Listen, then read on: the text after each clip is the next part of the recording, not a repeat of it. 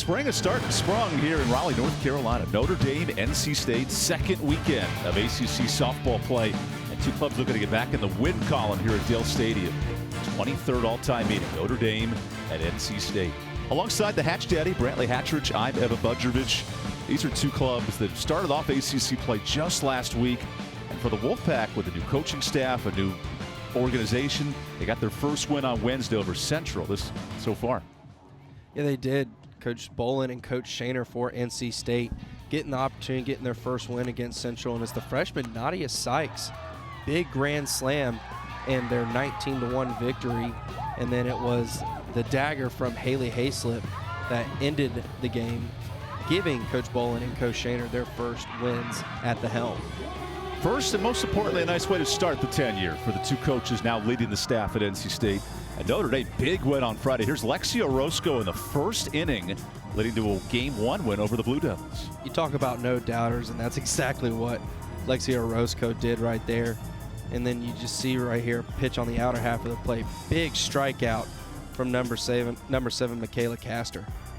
Castor, a talented young arm for Notre Dame. She'll be the closer. And here for NC State, speaking of youth, Madison Insco, true freshman, and she hasn't pitched in a week. Now looking to bounce back after Virginia Tech, where she gave up 7 runs. How does she settle into this start tonight?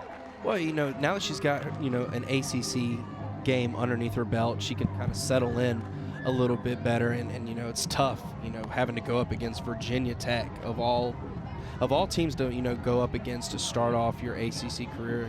Not a taller task, but Madison Insco is somebody that NC State's going to lean on this season. Head coach Deanna Gump's lineup last year led the ACC in batting average, and Leah Hanks, since she's been back from injury the last 2 weeks, tremendous numbers, with Orozco the transfer and Gaskins the reigning player of the year hitting third. Yeah, but Leah Hanks, she's the spark for this Fighting Irish lineup. She finds a way to get on base and provide pressure so that her Notre Dame teammates can drive her in. And the first pitch of the game is a strike. Notre Dame hitting .288 as an offense, and Deanna Gump said, we have room for improvement offensively. Coming off a great year, 7th in the country in batting average just last season. This one's chopped off the foot of Hanks, who's such a spark plug defensively. That was the note from Notre Dame this week, but her offense is developing. You can't sleep on .357 so far. No, you can't. Coming back, after missing so many games to start the year, you kind of got to get into the rotation a little bit, see some pitches. Early ground ball to short. Marbury's there, and a quick out for NC State defensively.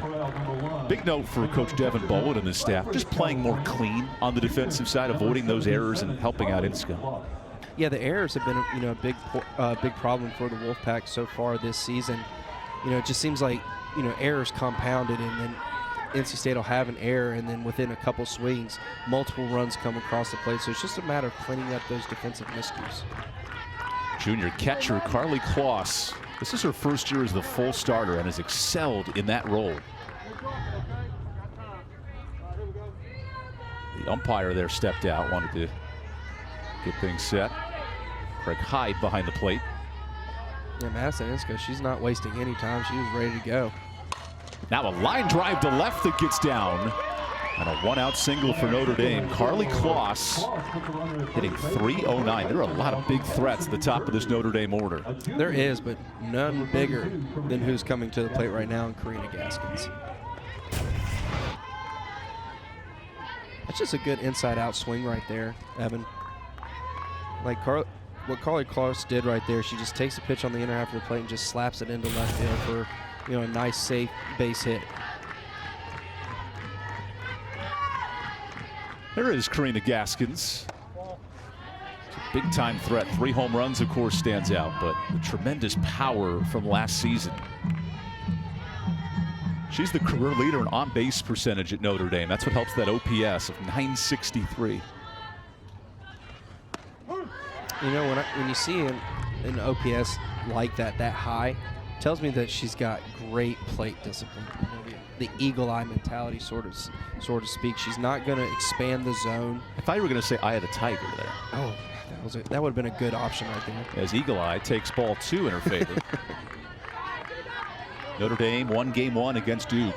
And Coach Deanna Gump said if we want to win the ACC title in our ballpark this year in South Bend, we have to win series on the road. It's a big test for Notre Dame this weekend. Well, both these teams coming off facing teams ranked in the top 20 to start off the season, so neither one of these, out of the frying pan into the fire, so to speak, for both of them. NC State, as you mentioned, looking to bounce back with that Virginia Tech series loss. Looking for their first ACC win tonight. As Insko misses inside. Karina Gaskins is a walking machine. It's like she has a Peloton in her backyard. More walks than any player in the ACC. Well, and it's because of the plate discipline that she has. I mean, that 3-1 pitch right there just misses on the inner half of the plate. I mean, anything a little bit further, and that is right in her wheelhouse, but she just shows such good plate discipline. She isn't impatient.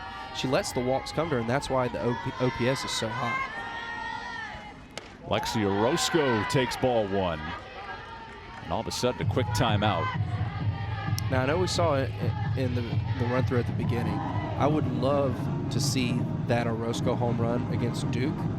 See where it would land up here at Dale Softball Stadium, because you've got the soccer field where NC State plays, down that left field line.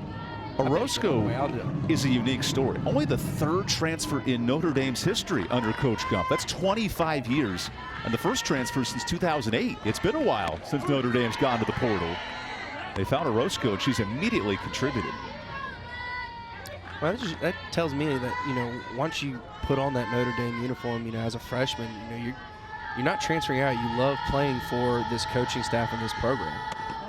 As Orozco's up 2-1. She was the all-time RBI holder and slugging percentage leader at Utah State, and has brought that power immediately to Notre Dame. This will be her 187th game tonight. It's a lot of softball experience. As Orozco pokes one over short, that gets down, and the bases are loaded. Good base running by the Fighting Irish. Now if you're Madison Insko, how do you get out of this threat in the first? I mean, it's tough. You get the weak contact off Orozco, but because the outfielders for NC State are playing deep, because with the power, it falls harmlessly, into that Bermuda Triangle between left, center, and short. And because of that, though, Evan, Kloss and Gaskins, they're not able to, advance multiple bases. They have to hold. So Jane Cronenberger now hits. That is a first pitch strike, a rarity from Insko today. Cronenberger, second team all ACC. Look up and down this order for Notre Dame. Big contributors back in 23. And, Insko's not a big strikeout pitcher. Only 22 strikeouts and 44 innings worth of work. So, normally right here you're looking to try to get a big strikeout, but she does induce a lot of weak contact. So something, harmlessly in the air would be great for NC State. A 1-2 count. Notre Dame threatening early. And this offense has a slow start in the eyes of Deanna Gump. They'd love to break out here in game one. That is called strike three. And Insko with her first punch out. I think she heard me up here say she wasn't much of a strikeout pitcher. But it looked to me like Cronenberger was maybe sitting something on the inner half of the plate, and Insko just paints the corner. That is a massive strikeout for the freshman. Only her 23rd strikeout in 45 innings. That's a big one. And now Peyton Tidd, who could help her own cause. She rips the first pitch foul. Tidd has certainly prowessed in the circle. We'll talk about her next half inning. But at the plate, her numbers continue to get better. 14 RBI last year. Now has 2 more home runs this year. Developing as a two-way player. As Tidd's down 0-2. It's only the top half of the first inning, but this is a big moment in this ball game for both these teams. Notre Dame being the away team, if they can find a way to scratch off a couple, NC State trying to get out of it. Line drive, that is down, and Notre Dame strikes first. 2 runs in for the Irish. And what a first inning for Peyton Tidd, helping her own cause. It's not often a pitcher gets to help their own cause, and Peyton Tidd does that right there. Just does a nice job of staying back just getting it into that right center field gap, and Notre Dame quickly ahead by 2. Deanna Gump said we'd love to get out early and score often. You don't want to overlook a team like NC State, and this will certainly help, jumping ahead by 2. And now Insco desperately needs it out. 2 more runners on for Jolie Mitchell.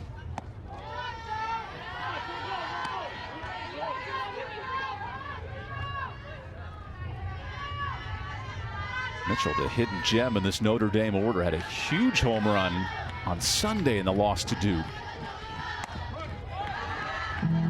Up and down this order, everywhere you look, there's power, there's consistency, and maybe not clicking on all cylinders, but a dangerous lineup for Notre Dame. Yeah, you see a lot of batting averages over the 300 and a lot of high 2s as well, so it's a team that's going to swing the bat.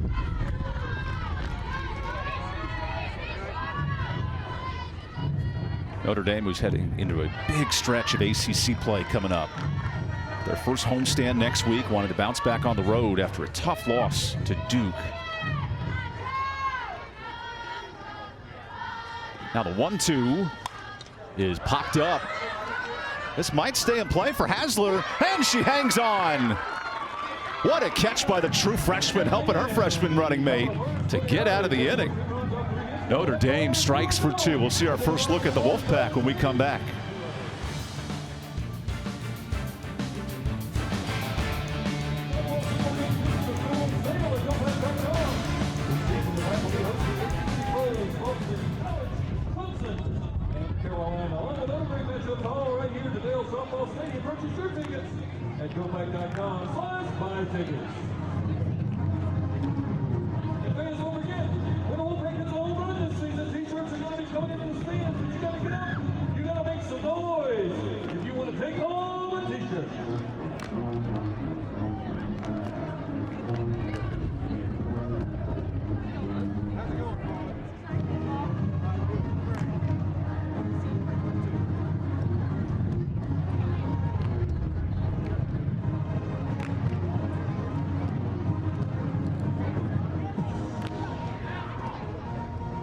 Tonight for the Fighting Irish from San Marcos, California, graduate number 14, Peyton Tidd.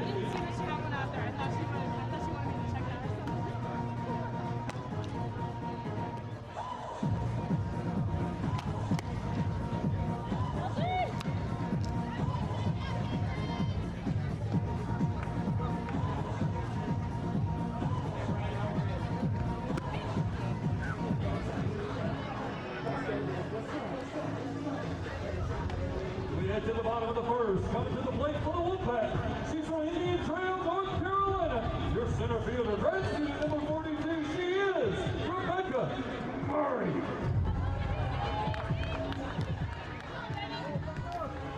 Fifth-year senior Peyton Tidd, who helped herself out just a moment ago at the plate, now makes her 91st career start for Notre Dame. 65 wins in that tenure. Now looking to slow down an NC State order that hits 240 as a club.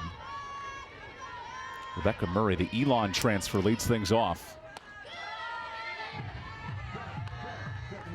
And we asked Deanna Gump this week, how do you slow down an offense at a small ballpark like Dale Softball Stadium? He said, you hold your breath and pray, given how the ball can fly here. Pavlik has slid to the starting order, and Ensley had a big week for NC State. Yes, she did. Taylor Ensley's been somebody that has kind of anchored this NC State lineup, getting more consistent at bats and plate appearances. There's the big swing. That's a home run out of play. So you can tell in this smaller park, you got to be careful tonight like this. Yeah, well, the way you neutralize the smaller ballpark is by effective rise balls and pitching in on the hands. A lot of screwballs, get the weak contact in on the middle of the bat. That's how you can neutralize the big fly. This is rolled to short. First test for Orozco, and she's up to the challenge. Notre Dame entered this game at a .960 fielding percentage. That was an area for improvement for Deanna Gump, but she loves what Orozco brings it short. A little shimmy too. Yeah, you got the shimmy out there by Orozco, but yeah, transferring in, playing shortstop, that's one of the anchor positions on the softball field. So to be able to slide into that position, play solid defense, and that's big. Here's a big swing out to left. And that'll stay in the park. So Caitlin Pavlik, 1 pitch, 1 out.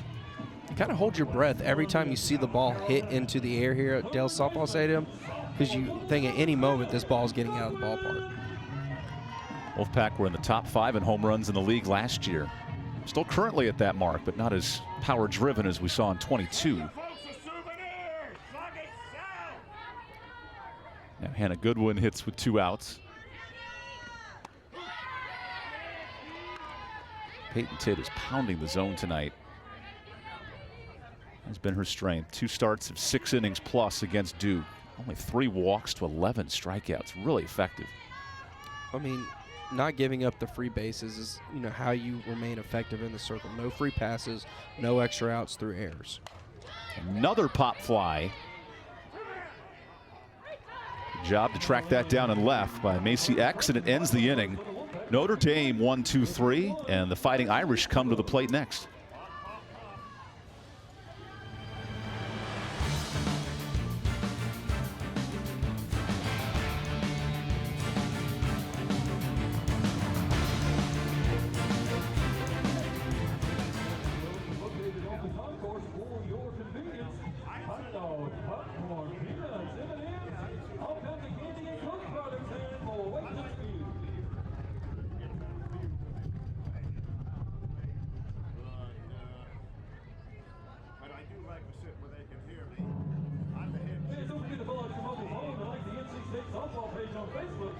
Follow the team on Twitter at Pack Softball and on Instagram as well.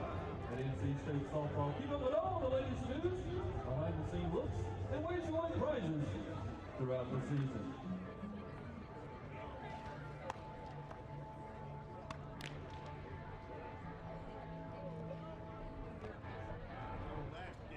Eight, 9-1. Do it for the Irish. Top of the second.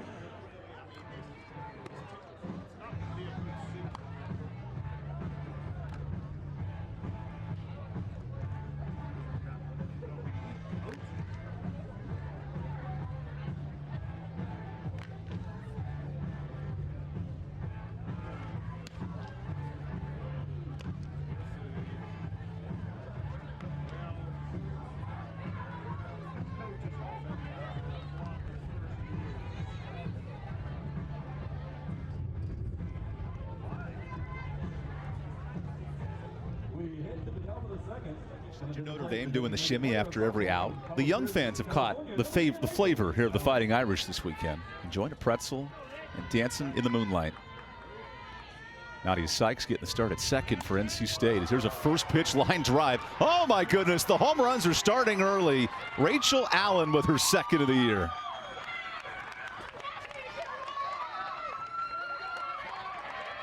Didn't even get to introduce the designated hitter for the Fighting Irish before she's got a round tripper, and that was a line drive. And see, that's the thing with the rise ball. If you don't get it high enough, that's the end result. That's Rachel's first home run since February 18th. Allow me to reintroduce myself with the home run power and the golden home run chain. Yeah, got the home run chain. Love it. You have to embrace the culture, Brantley. Now, you were a pitcher, so you would hate props after a home run, but as a hitter, you got to love it. Well, as a pitcher, I'm okay with giving up that kind of home run. It's the wall scrapers that always got to me. Macy Eck hits 9th in Deanna Gump's order. That pitch had some wicked movement, fouled away. So 4 hits for Notre Dame, the first time through the order.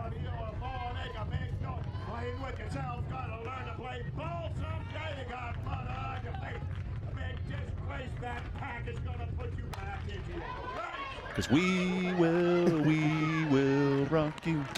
The fans at NC State trying to get them pumped up. There's been a sense of positivity around the program this week with some new direction, new opportunity to wipe the slate clean as a strikeout for Madison Insco records the first out of the second. That's a great bounce back after giving up a home run by the freshman.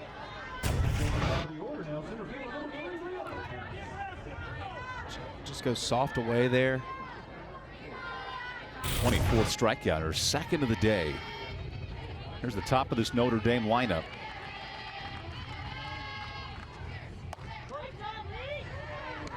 Hanks takes a strike. Play has been back in order the last basically 3 weeks, 8 games. So productive, getting on base. Now takes for strike 2. And last year when fully healthy, played every game in left field. Tremendous out there. Then hit .370 at the plate. You add that in for a second team all-conference season.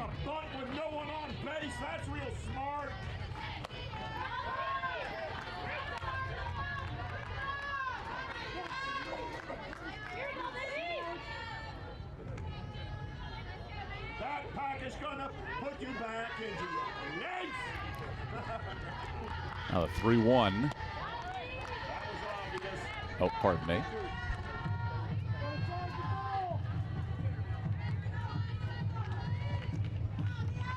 Fire in the hole. Good battle with 2 strikes. That's what you want out of your leadoff batter, somebody that can work the count. I know Hanks went down, on 3 pitches, grounding out to the shortstop in a first at bat. But this is what you want, to be able to push at bats, see as many pitches as possible. Sees another, pops this up. Got some carry on it as Pavlik goes back and in front of the track. This seems like one of those nights you got to be careful leaving the ball up. I'm telling you, at some point, one of those iffy balls are going to find its way over the fence here at Dale Softball Stadium. The ball just flies.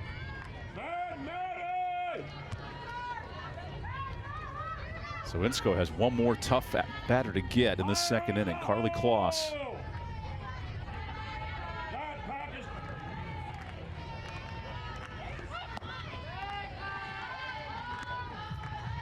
Notre Dame is figuring its offense out early in the year. So tremendous getting on base last year, top 10 on base percentage and batting average in the country.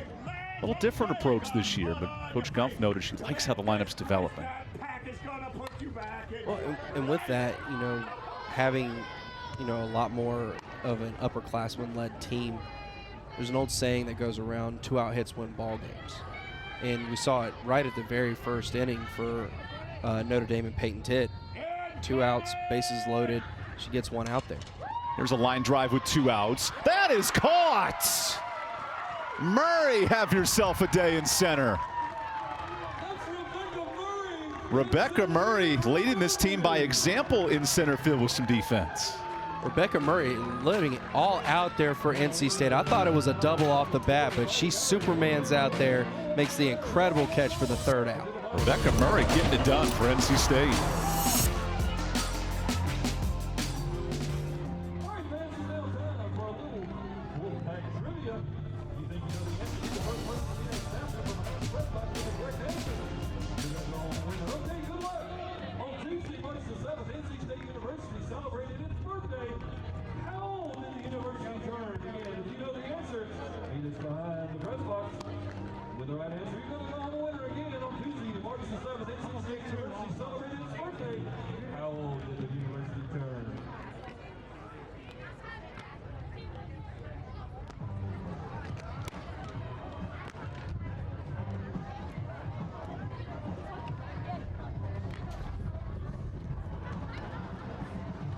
We got a winner. Congratulations going out to Chris. Chris gave us the right answer. 136 years young. That means, again, Chris is going home with an NC State prize pack. Congratulations, and thanks for playing. 4, 5, 6, 2 for the Wolfpack. Bottom of the second.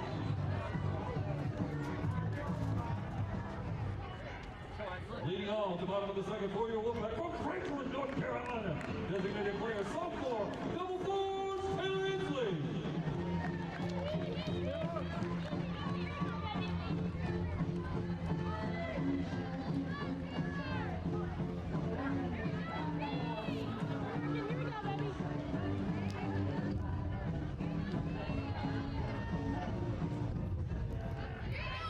Taking a look at the reigning player of the year in the ACC, Karina Gaskins. It's Notre Dame club with a new shortstop, Lexia Roscoe, sliding right in from Utah State. And there's a big strike. 4, 5, 6 in the NC State order, including Taylor Inslee, who gets out of the DH role today. Big week for Taylor, up to 5 home runs. This is something that Coach Devin Bolin mentioned. Where is our productivity going to come from? We need young players to step up. Well, since Inslee's started to get consistent at-bats, you see the production going up. You see the home runs, the RBIs, the batting average starting to click up there towards that 300 marker. And, I feel like if she's someone that can continue to build on that, she's a centerpiece for this NC State lineup. Only started 23 games last year. Here's her 20th start as she goes down swinging. Quick punch out for Peyton Tidd, who's now approaching some history. She's from right here, Raleigh, North Carolina. So that's just being aggressive. Peyton Tidd was, gets down quickly, or gets ahead in the count 0-2 quickly, goes in on the hands of Taylor Inslee. And, NC State, they're trying to drive the ball. That's how you get inside and jam them up. Rise balls and changeups, big part of Notre Dame's rotation. You can interchange arms in the eyes of Coach Gump. It's going to be very similar as that ball's fouled out. And that's what you need to do against a team that is aggressive like NC State in the batter's box. They're not looking to try to work counts most of the time. They're looking to get up there, swing within the first 1 or 2 pitches, because traditionally that's going to be the best pitch you're going to see in an at-bat. And you saw right there with Nadia Sykes' first pitch swinging. There's Devin Bolin, who earned his first win on Wednesday. He said, you know what, take a deep breath, enjoy that first victory, and now try to win a game in conference this weekend.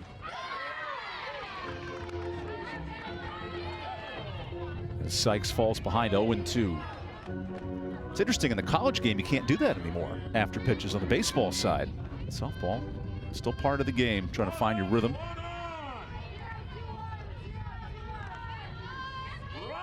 Now Peyton Tidd up 0-2. I feel like that, though, in baseball, the hitters, I feel like they over-exaggerate a little bit. There's no need to take 10 steps out of the batter's box, swing 4 times, adjust your gloves twice, then check your grip. The Nomar Garcia-Parra rule. Yeah.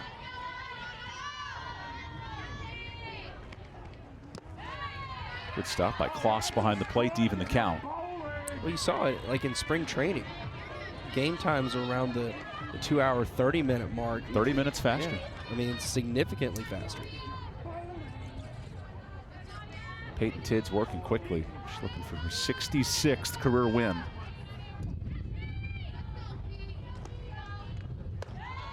Now a full count to Nadia Sykes. Nadia's take advantage of her opportunities. 5 runs batted in a doubleheader Wednesday.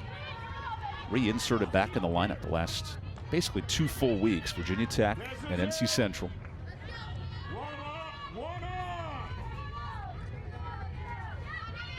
And now the payoff pitch.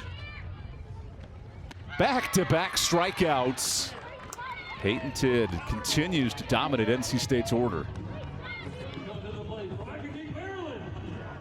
You see over at first base, Carson Shaner, a former captain on this team, Devin Bolin, who was the director of player development just last year at this time, just 1 week ago at this time. And these two have been huge in the transformation of the program, with Patrick and Jen Swift no longer part of the program, and these two filling that role. Yeah, Coach Bolin and Coach Shaner, been here continuing to work through this transition. But Coach Bolin, he said, Carson Shaner is so vital to this coaching staff, having been a former player just this time last year. He said he leans on her, for, random situations to try to help, because, this is uncharted territories. Both of them thrusted into new positions in the middle of a season. It's a hard transition for any team, but you clean the slate into ACC play. That was one of the reliefs that Coach Bolin mentioned. Hey, we start new in conference. We're 0-0 there and look to win a series, win a game here and there, and get back to 500. And that's such a tough part, because you've got, so many emotions going around in your locker room right now, and you're just trying to work through those while also try to put, players out there. Here's a big drive, and NC State's on the board. A mammoth home run for Michaela Marbury.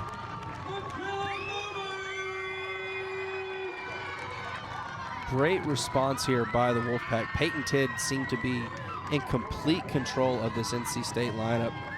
To this point, 5 up, 5 down. But the thing is she fell behind Michaela Marbury. and she just leaves it right over the heart of the plate, and Marbury doesn't miss her spot on her swing and gets NC State on the board.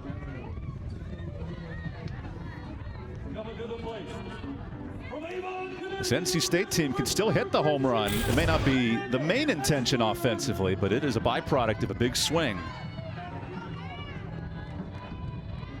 Coach Bowen noting this week we're working on bunting, hit and run, but we'll take a home run when we can get it. It's the 27th for NC State. Right, it's that balance of being home run driven, but also driving in runs and being productive. Well, the thing about the home run, it's great. It gets your team excited, gets your dugout excited, gets your fans excited. But the home run can act as a momentum killer. You want to go gap to gap, keep runners on the base pass, but, you know, 2 outs, nobody on, swing for the fences. That is called outside to Amanda Hassler in the bottom third of this NC State order. A true freshman catcher guiding her true freshman pitcher on the mound. She had 2 RBI on Wednesday, snapping an 0-for-8 slump entering the midweek. And now hits one pretty deep to center. This ball's got a chance, and it's gone. NC State bringing the power back to Raleigh in this second inning. That was the pop-up that we said earlier had a chance to get out. The ball flies here in Raleigh, and Amanda Hassler does it right there. She gets a pitch over the middle of the plate and just gets it high into the night, drives it over the wall, bringing NC State within 1. The 3rd home run of Hassler's career. You bring a great point, Brantley. The ball is flying tonight out of this park in a hurry. They don't call it the launch pad for a reason. Could be in for a highly offensive series. Notre Dame, NC State. It has the momentum shift now for the Wolfpack, who could not touch Peyton Tidd for 5 hitters and back-to-back home runs. I mean, you looking at my scorebook, you know, a couple weak pop flies, 2 strikeouts to start off the inning, and then, like, you know, snap the finger, it's instantly a 1-run ball game.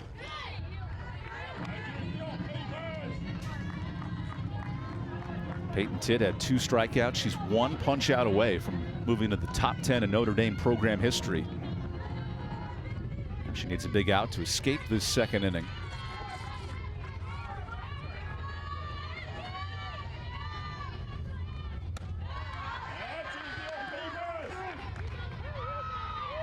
Jekyll and Hyde offense for Devin Boland. He said when we're hitting at our peak, when we're playing at our best, like you saw Wednesday the first game, they're an electric offense, and you have to balance that highs and lows of finding the right lineup in the right order.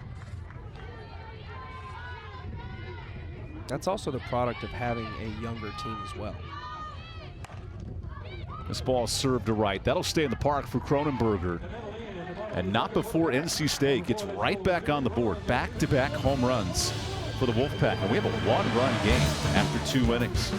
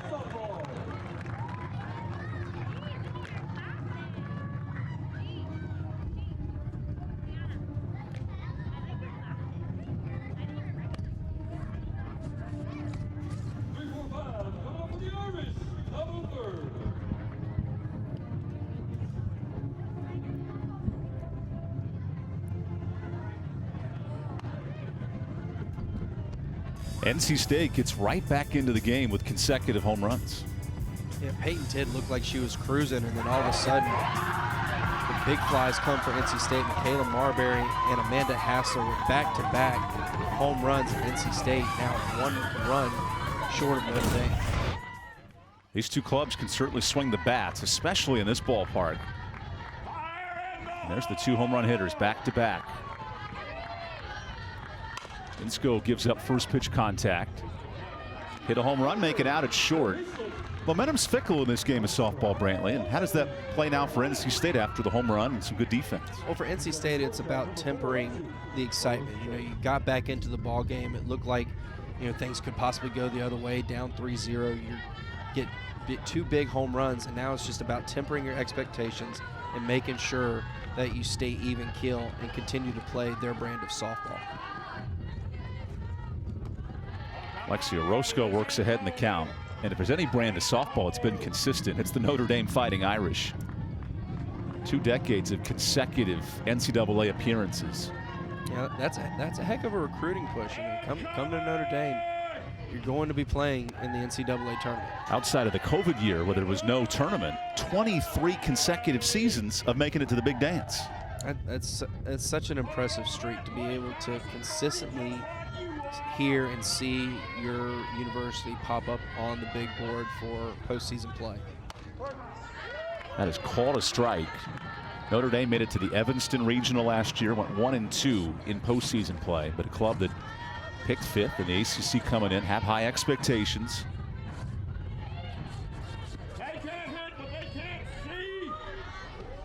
As Insko gives up a foul ball to Orozco. Notre Dame will host the ACC tournament this year, so a chance to play in its own home ballpark. Top 10 teams qualifying, which, believe it or not, that tournament starts May 10th, only 2 months away. It's hard to believe. I mean, when the softball season starts, it is off and running because of all the tournaments that these teams play. I mean, you see right here, I mean, both these teams. Here's a fly ball. This one's got some carry on it. Turning to make the catch. Caitlin Pavlik took for a ride, but she hung on to the railing to make the play. Like a roller coaster, it's got some twists and turns on it. And Notre Dame is oh so consistent. 5 top 25 wins, which is huge. And then more impressively, it's the 23 straight tournament runs. Consistency, 40 wins for Coach Deanne Gumpf. I mean, what more can you say other than, like you said, the word consistent is what I think about when I see Notre Dame softball. There's a sharp base hit for Cronenberger. That'll make Deanna Gumpf a happy camper. It's tough. She said we left a win on the table in Game 3 for Notre Dame. Won the opener Friday, got walked off on Sunday with a lead late. And did not want to overlook this NC State team despite the record. No, you most certainly can. I mean, the ACC has come up so much in the last few years, starting with Florida State winning the national championship a handful of years ago. Another high fly ball. Let's see if Hassler can find it. Coming in to help her out is Goodwin. And NC State playing some solid defense here in the 3rd inning. We'll go to the bottom half. 1-run game, series opener. Pretty entertaining Friday night here in Raleigh.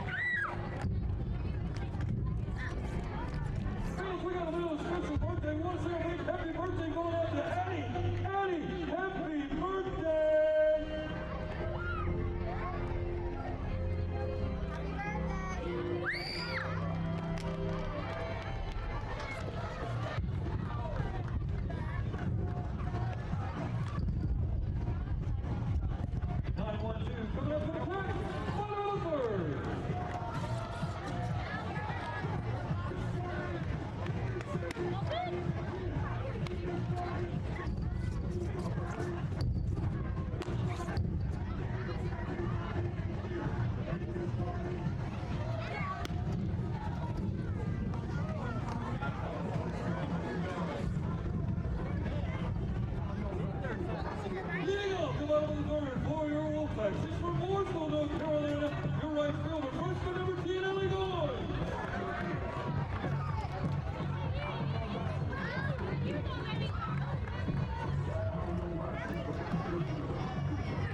While Notre Dame is littered with juniors and seniors in this order, NC State is much different. 2 seniors, 1 junior, and 5 straight freshmen in the bottom of the order for Devin Bolin running this NC State staff the last 2 weeks. So Ellie Goins hits 9th, and she takes a strike. 9-1-2 in the Wolfpack order. The 2 hits, 2 home runs.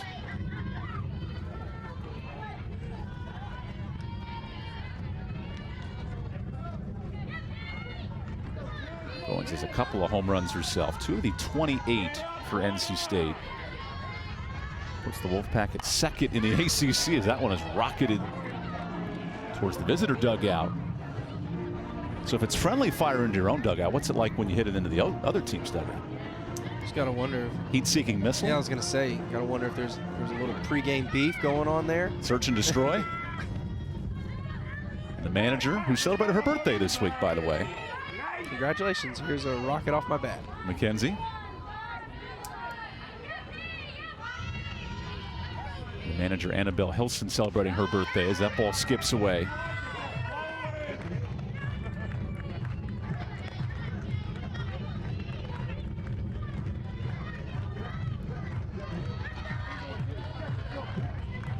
Peyton Tidd giving up the 2 home runs. She's been locked in since. 2 punch-outs tonight.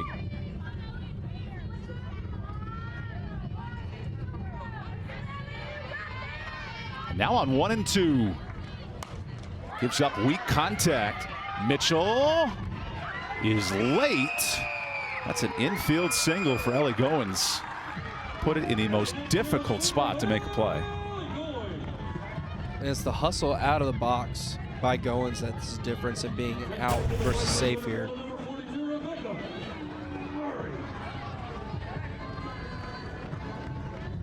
You like the effort from Mitchell coming down from the 3rd base line, just unable to get it with the momentum and fire over to 1st in time. That's a hard play for any infielder. You put an All-American at 3rd, the way that ball's hit, I'm not sure. He's called outside to Rebecca Murray, who Devin Bolin's been so high on her leadership and development of this young roster, a grad senior from Elon.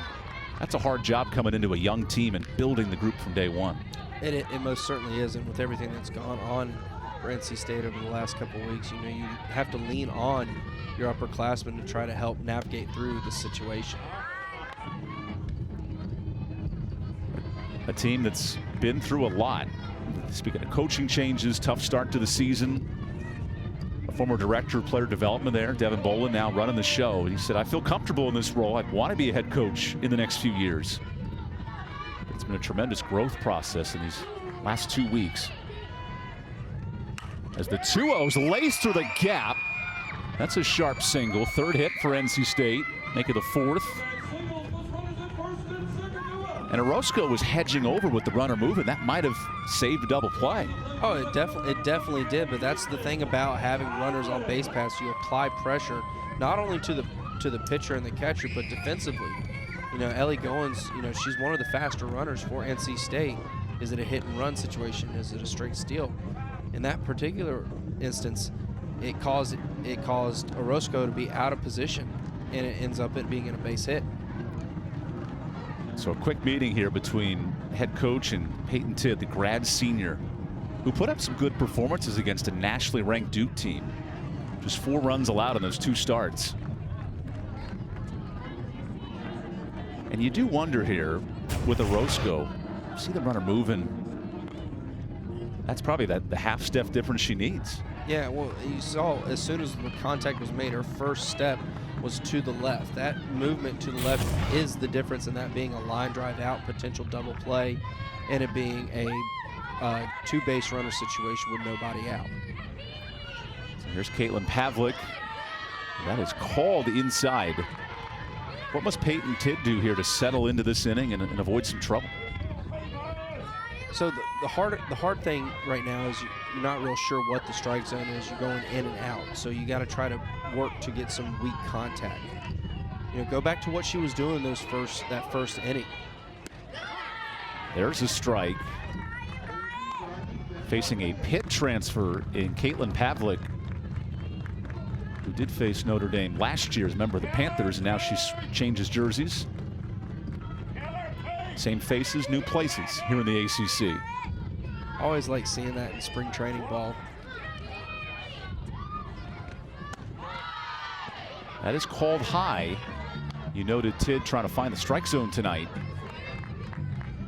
The State offense a lot more patient in the order this second time through versus the first. And you see Carly Kloss back there trying to work for her pitcher, maybe try to steal an out on a back pick or something just to help.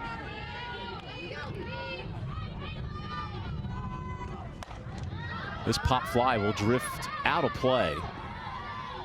Deanna Gumpf was high on the receiving ability of Carly Kloss. Loves how she catches the softball and helps out her pitcher. Well, when she refers to that, what she's talking about is stealing strikes. You know, if you receive the ball back, you know, into your chest a little bit, you're able to move it slightly in, slightly out, maybe able to get a strike and kind of help expand that zone to help your pitcher. Now 2-2. Line drive off the mid of second. Marquez couldn't squeeze it. And the bases are loaded. 3 hard hit balls for NC State, and that one sneaks through. You like the effort there by the Notre Dame second baseman. Just glances off the glove of Marquez. And that's back-to-back hits for NC State where... That's where Brooks wishes she was 5'6" and not 5'2". And all of a sudden, NC State threatening with the bases loaded. Yeah, uncharacteristically going station to station is the Wolfpack. Can Hannah Goodwin deliver? Think about the amount of times that Tidd's fallen behind in the count in this inning, putting herself in a tight spot. Well, it's like ever since she got the strikeout of Nadia Sykes, she's found herself behind in the count in multiple situations, twice resulting in home runs for the Wolfpack, and then here. Goodwin's 0 for her last 12 at the plate. As that is a called strike. Notre Dame committing to the infield, and they want to preserve this lead and play very aggressive defensively. You know, I think it's a little early in the ball game to, you know, try to bring your infield in. I mean, you see Orozco out there at short. She's a little bit back, but nonetheless, not likely a double play situation. Tidd up 1-2. That's a big fastball. She got the indecision there right there of Hannah Goodwin. Just last minute decided to swing at a pitch, you know, right at her eyes. Notre Dame trying to preserve this lead in the third inning. NC State back-to-back home runs in the second. And now the 1-2 is tipped in front of the plate. She got her. That's a force out just in time. Tremendous awareness by Peyton Tidd. And the only reason that that is an out and not safe is because of the glove flip. And then Kloss the awareness to have her foot on the base because she thought about tagging, and that late decision, that results in an out. It does, and you're sitting here wondering, you know, why didn't the runner go and try to slide? The bat was in the batter's box. There was no way for her to slide. There's a big hack from Ensley. This has been a growing pain for NC State, hitting with runners on all season long.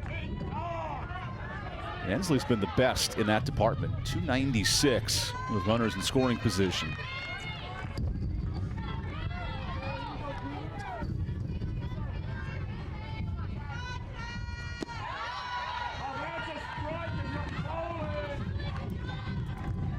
Between Carly Kloss and Shelby Grimm, the last two starting catchers for Notre Dame. This program has a bevy of riches behind the plate. That saved another run right there. And that's a position you can never take for granted is the catcher position. They do so much.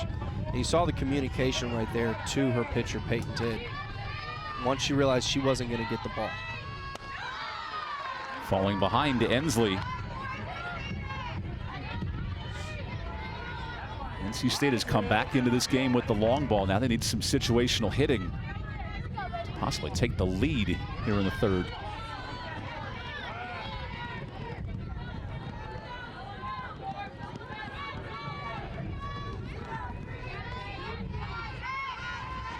Tidd on 2-1. Works in strike 2.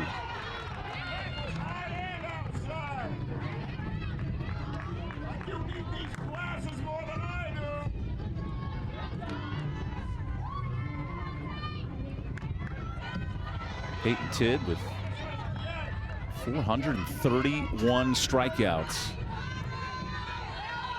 She needs one more to move into the top 10 in Notre Dame history.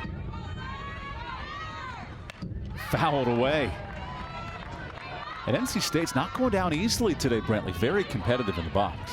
They have. I mean, this is a team that the strikeouts, have been high in recent years. Only 2 so far today. They've put the ball in play for the most part. Notre Dame's had to make some very impressive defensive plays to record those outs. Devin Boland's club becoming a much more difficult out in the box. And what a matchup versus 5th-year senior Peyton Tidd, who misses to load the count. These are the quality at-bats that build over the course of a game, and it's put now NC State in a great spot to score. It does, especially with nowhere to put Taylor Ensley. Peyton Tidd has got to bring something over the plate here. Otherwise, you're looking at a potential 3-3 ball game with a walk here.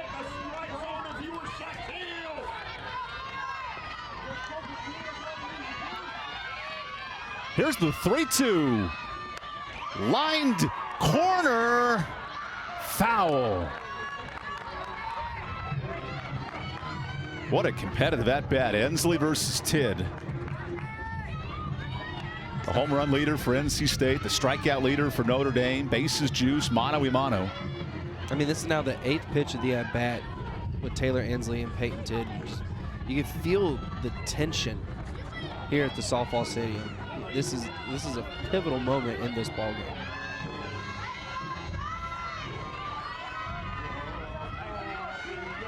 Bases loaded. NC State could tie it right here. The 3-2. Ball 4. And a 9-pitch at bat knocks this game at 3. I cannot tell you, Evan, how difficult that was for Taylor Ensley to lay off on that 3-2 pitch.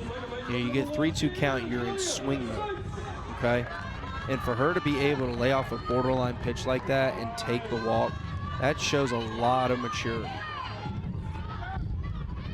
It shows a plate discipline we have not seen from NC State this season. New approach offensively, it's starting to pay off. As now another batter works ahead, Nadia Sykes. Sykes was the last strikeout victim for Tidd, and that's when she was rolling. 5 up, 5 down to start the game. A much different story since.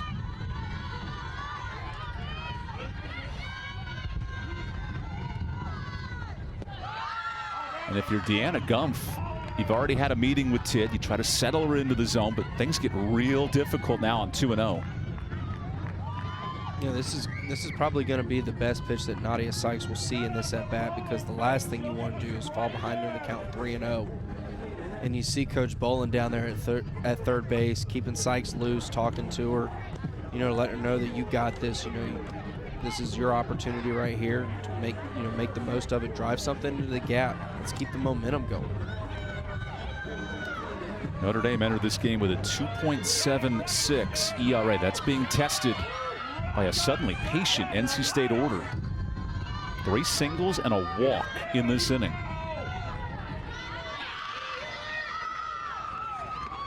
Sykes feasting on the 2-0. Remember, she hit a grand slam on Wednesday against NC Central. Similar spot. She was sitting dead red there, 2-0. She was, and that's a great pitch by Peyton Tidd, getting in on the hands. And Sykes licking her chops right there, ready to just drive one, and she gets it in on the inner half of the plate. The 2-1 is taken low. Nearly 50-50 ball strike tonight for Peyton Tidd. It's been a hard effort for the Notre Dame senior.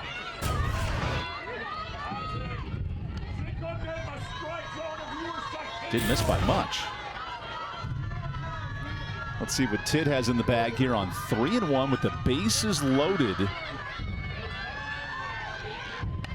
Line foul. That swing looked very self-defensive to me. Yeah, in a 3-1 count, you know, you're looking for a one-pitch, one-spot scenario.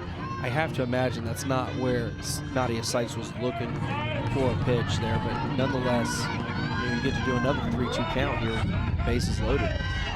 A chance for NC State to take the lead. On the 3-2. Rolled foul. Last at bat, 9 pitches. This at bat climbing closer to 10.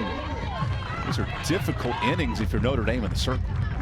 It is, and like you said, Evan, NC State showing some significant plate discipline. Working counts. They were their typical aggressive selves in the first part of the first and second inning, but since then have really settled into these at-bats. Tidd versus Sykes. Now the 3-2. Line fair. That'll score 2 for NC State. Looking for 3. And she's safe.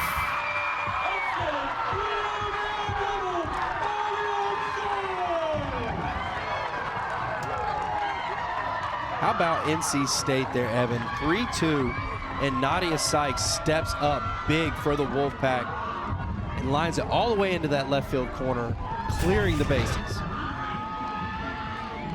Pitch over the middle of the plate, and she doesn't try to rip it out of the ballpark. She just gets it down that left field line, and she's hustling for 2. How about Taylor Inslee coming all the way from first base and sliding in safely? Her 9-pitch at bat extended the inning. Another deep at bat for NC State. And look at the emotion of Devin Bolin and Carson Shane and this young coaching staff. He said, hey, we're looking for 1 spark, 1 win, 1 change of the equation. And it's starting to come in this 3rd inning. It is, and you can see the smiles in the NC State dugout. They're playing loose, they're having fun, and that is due to Coach Bolin and Coach Shane.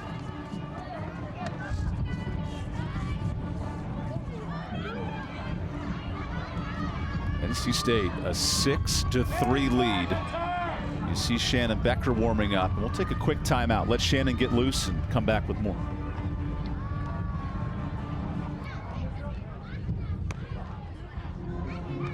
Your attention, please. Taking the circle for the Fighting Irish is the sophomore from New York, number 31, Shannon Becker.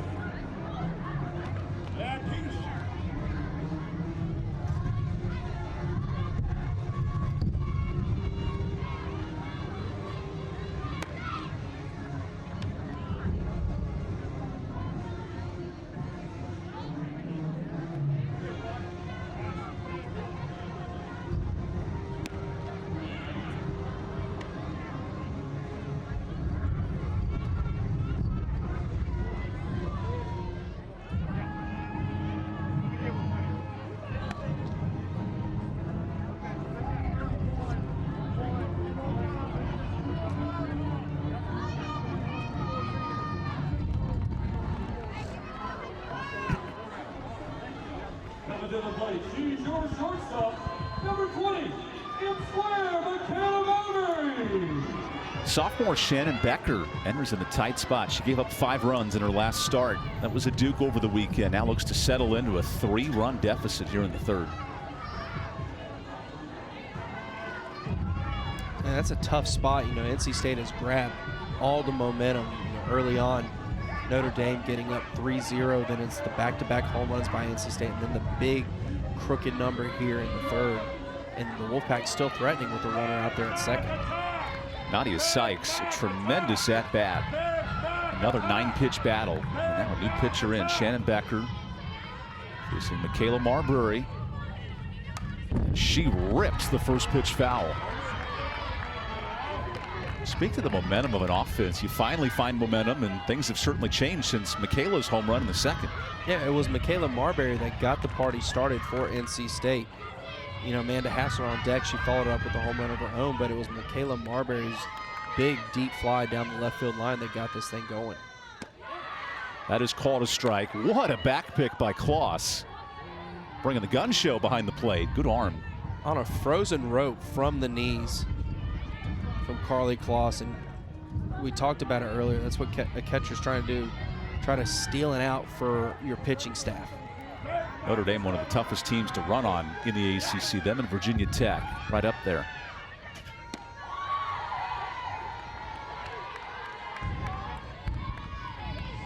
So Marbury, who blasts her 4th home run earlier today. It's been 3 bloops and a blast, and that one was a double down the line to give NC State the lead.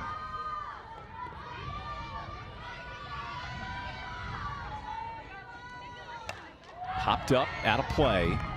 The 2-strike approach of NC State. What has changed for the Wolfpack? Well, I think you're starting to see NC State choke, not necessarily choke up, but shorten their swings just the smallest amount to try to foul pitches off. Normally when you take those big hacks with 2 strikes, you're going to get a lot of swing and misses, but you see them try to shorten up a little bit. Becker missing outside. We've seen the walks and some of the mistakes doom Notre Dame early. NC State being a lot more patient today.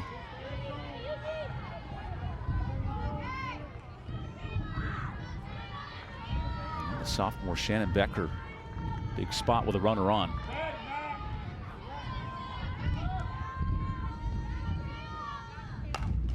Rolled, that is bobbled, back to second, but a tag is late. Marquez couldn't get the tag there. Or sorry, Johnson couldn't get the tag there. Well, I think that would have been a base hit for Michaela Marbury anyway. I mean, it was pulling Orozco into that 5-6 hole. Wasn't going to be a chance to get the runner at first, so she does a nice job trying to get Sykes back at second base. So 2 on with 1 out. Amanda Hassler, who hit the 2nd of those back-to-back home runs.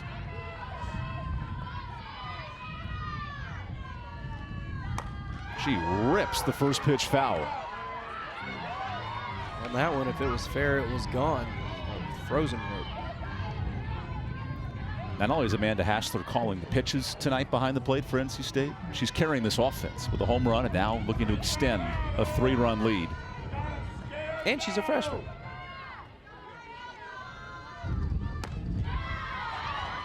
That is called outside. Devin Boland said this week, so much confidence in Hassler. I'm going to let her run the show. Call the pitches, work with the staff, freshman to freshman, and he feels so much confidence he can lean on Hassler in this moment.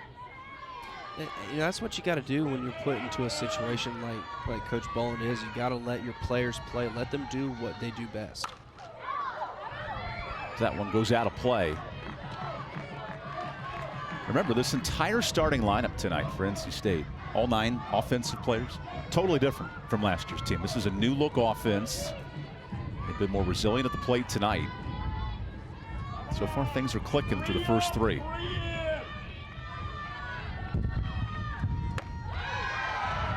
That'll even the count. She did not go.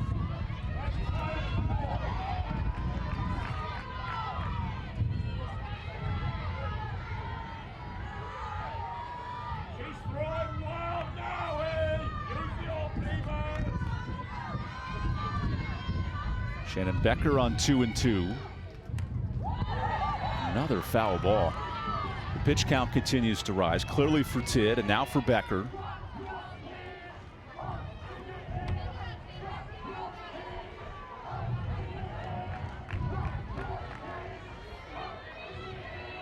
Well, since the strikeout of Nadia Sykes back in the 2nd, NC State has had 5 plate appearances where the at-bat has continued 5 or more pitches. 2 of them have gone into the 8-9 pitch run. This 2-2 is fought out to right. It is deep and off the scoreboard. NC State with a 2-home run night from Amanda Hassler.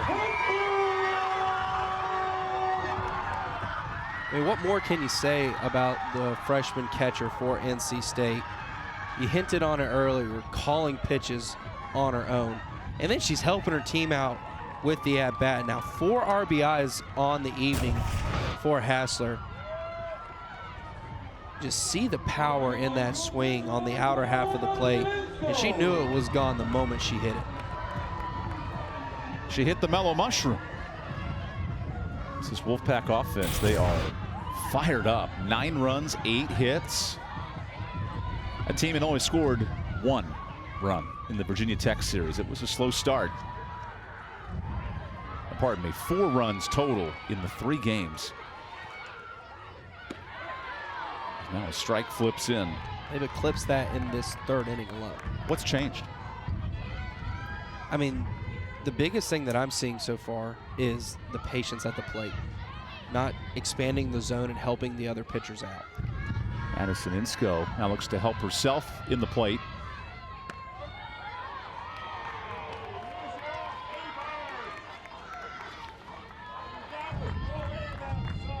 Notre Dame's pitching staff had only surrendered 7 home runs entering tonight. This is a hitter-friendly park, but it has played in NC State's favor so far.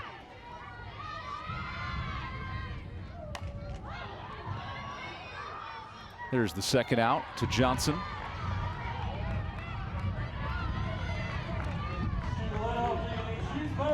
You do mention momentum, and it is interesting how these teams can shake it off if you're Notre Dame and how you keep it alive. You see dancing, you see props. On the other end, dedication, focus on one end of the dugout. You see a team at NC State right now that's just playing loose and having fun. And then you see Coach Gum for Notre Dame, talking to her coaching staff, okay, trying to figure out how we're going to get back into this ball game. But the big thing, get out of the inning. This inning has gone, completely awry for Notre Dame with the home runs, the pitching change, the base hits. So just try to get out of the inning and find a way to regroup. That is ripped towards her own dugout. So Ellie Goins, who started this inning with a, I don't want to call it a bunt single, but basically like a ground ball single up the third base line. Then she keeps going, and a well-placed single. 8 hits for NC State tonight. That time she went on the check swing.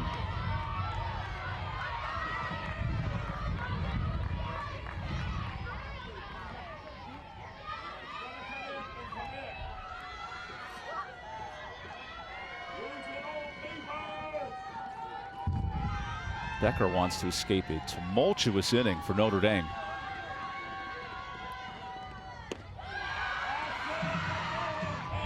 Every at-bat with 2 strikes. It continues, it extends, makes life so tough as a pitcher, whether you're Tidd or Becker.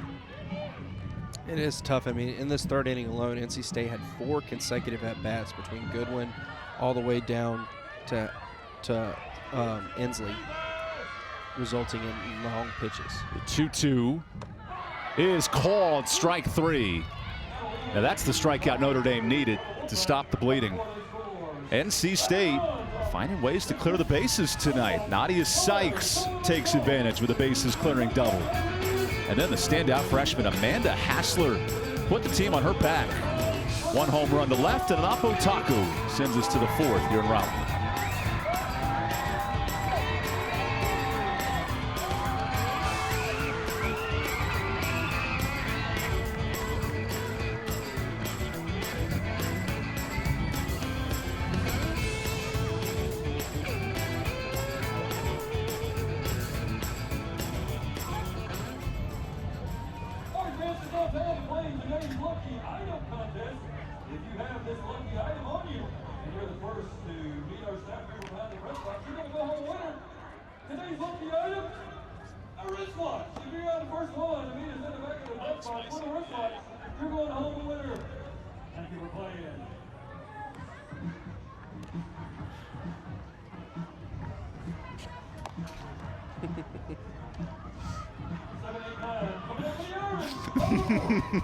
She's like, I could have him do this.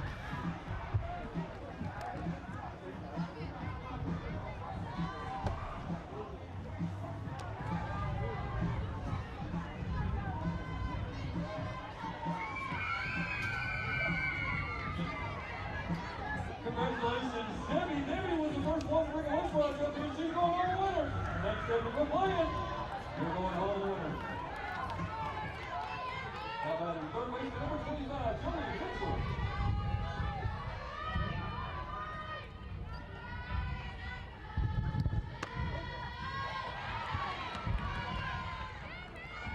Welcome back to Raleigh.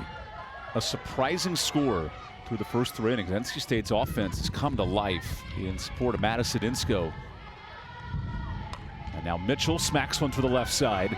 Long throw, Marbury. Whoa, she got her. I think this will get challenged, but the out is called for now. Yeah, Notre Dame immediately signaling they want a review. But how about the range for Michaela Marbury?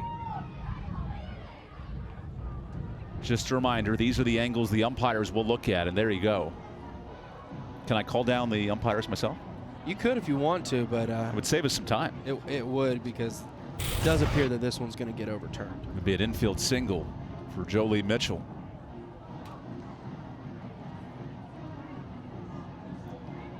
And this is the point of replay, Evan.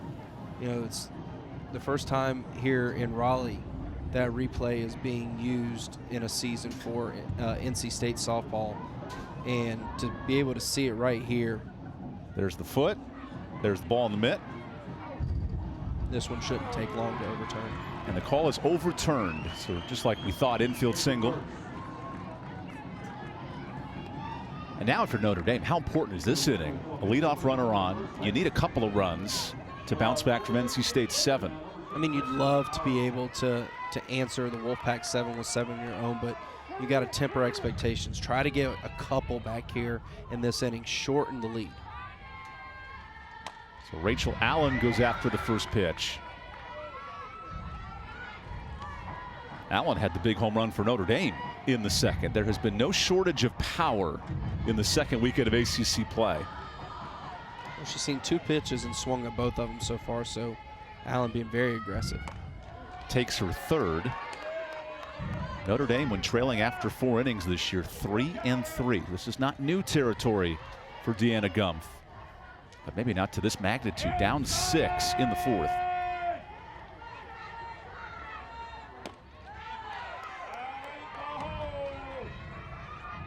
But at the same time, for NC State, this is also uncharted territory for them as well in ACC play, to have, you know, a multiple run lead, or in this case a 6-run lead against an ACC foe. Madison Insco works in a strike. Her last win was February 24th against ETSU. So it's been a while. You know how momentum can be in this sport. The ebbs and flows of a high-scoring matchup. Allen has not been cheated tonight. Oh, it's on top of the press box. The owner of the white sedan, did you leave your lights on? I make sure to park far, far away here in the deck by Reynolds Coliseum. Make sure no chance I'm getting hit. A full count.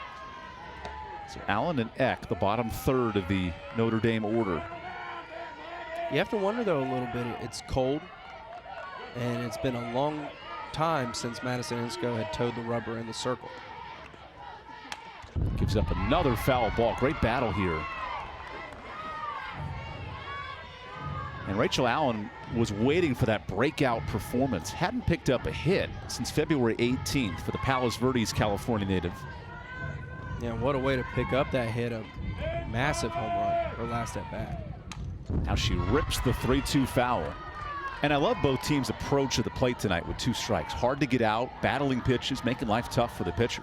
Well, it's so frustrating for a pitcher to have, you know, find yourself ahead in counts like both pitchers had for Notre Dame and NC State, and for the batters to battle back and to be able to work full counts and get walks. It's extremely frustrating because you feel like you threw a good pitch, an out pitch, and a hitter just spoils it.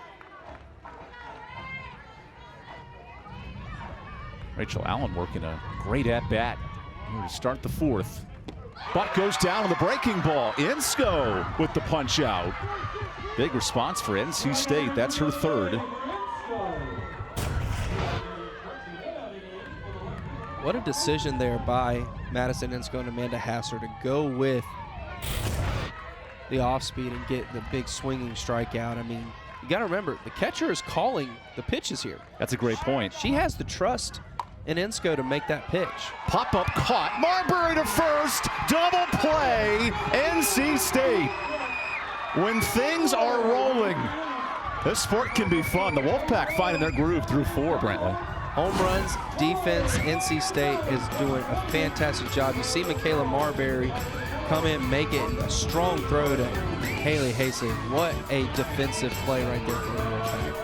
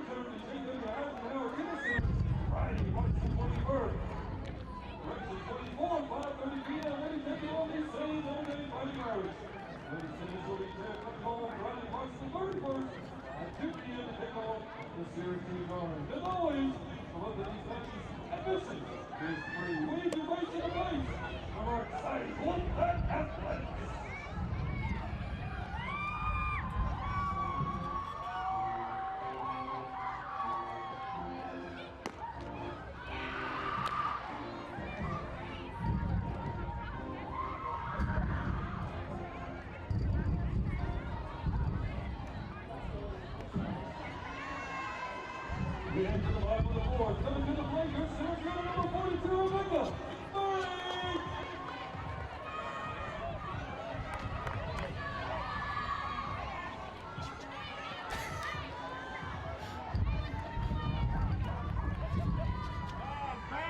Back. 42 up, one on.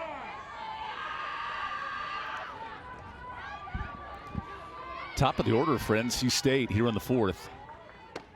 As Rebecca Murray, impact transfer for the Wolfpack. Remember, the starting 9 all graduated or moved on to new programs. Pavlik, Murray, Goodwin, all at the top of the order. That's a hard transition for 3 new players coming in, and Murray's been excellent for NC State. She has. She's really anchored this NC State lineup at the top, been there in that leadoff spot pretty much all year long. What a catch by Orozco. She said, hey, I'm a transfer too for Notre Dame. Only the 3rd ever in Fighting Irish history with a great play at short. I really like what Lexi Orozco did there. See how she's running. She keeps her arms in to help her continue that speed, and then last minute extends the arm to make the catch. It's a great defensive play there by the shortstop. So Caitlin Pavlik hits with 1 out. Back-to-back transfers for NC State on the top of this order. So the bottom of the lineup has done the Lord's work for NC State tonight. 3 combined home runs.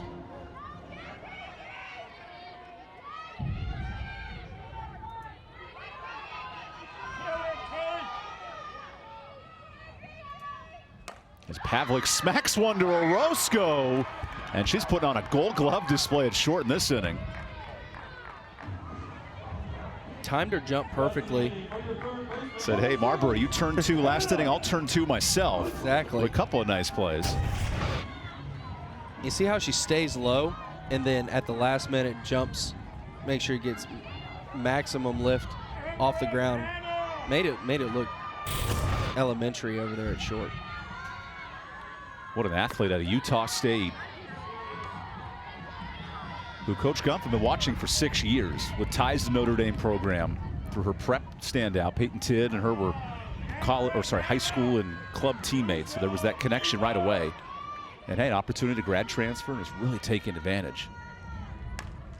She has, and right there at shortstop and pretty much in the middle of this Notre Dame lineup, she is not just hit the ground, she's hit the ground running for Notre Dame.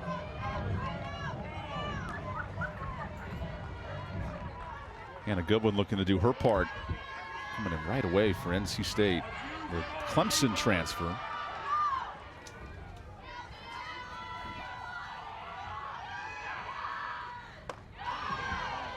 If you thought of that bat would go 3 pitches tonight, you came to the wrong ballpark. The way both these teams are fighting the count. Yeah, they both have just done a nice job spoiling good pitches, working counts, and these pitchers are having to work extra hard. Now the 1-2 from Becker. Nibbles outside.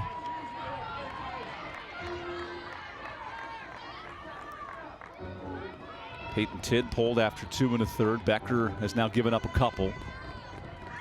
She looks to keep this a 6-run game to the suddenly surging NC State Wolfpack.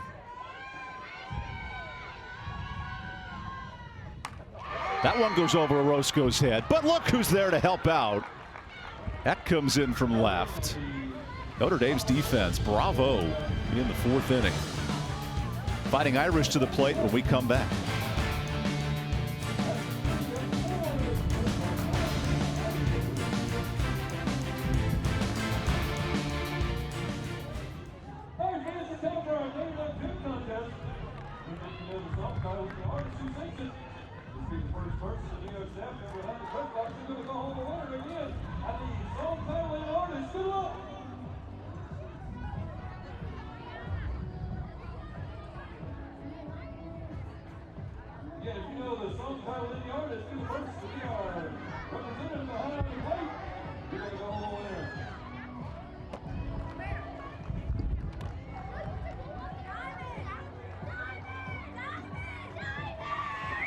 Oh, yeah.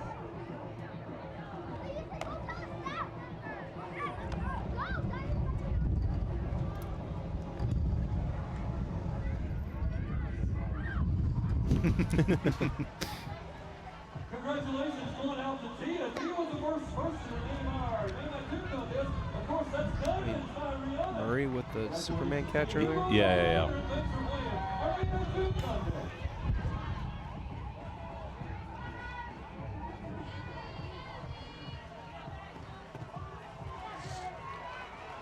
Leading off the top of the field, Cody Irish, the center fielder, number 3, Leah.